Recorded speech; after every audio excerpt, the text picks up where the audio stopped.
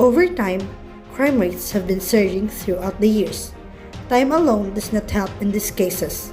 This matters solely to the perpetrator. Any fall victim under any crime committed in a country regardless of their age, gender, and class. Implementing protocols, safety measures, and laws preventing crime from happening is not enough as it will continue to occur.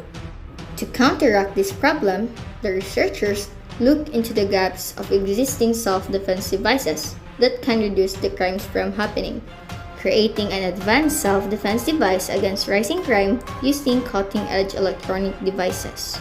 ALGIZACE, an Arduino-based PIR sensor with situated Taser device against crime. This device aims to be the new face of self-defense devices with its functions.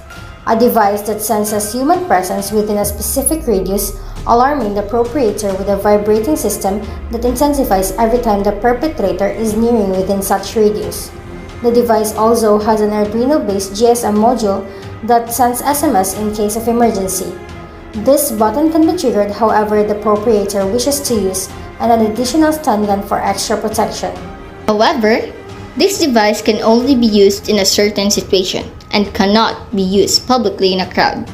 The perpetrator's ability to apprehend the perpetrator and the perpetrator's movements are the only things covered.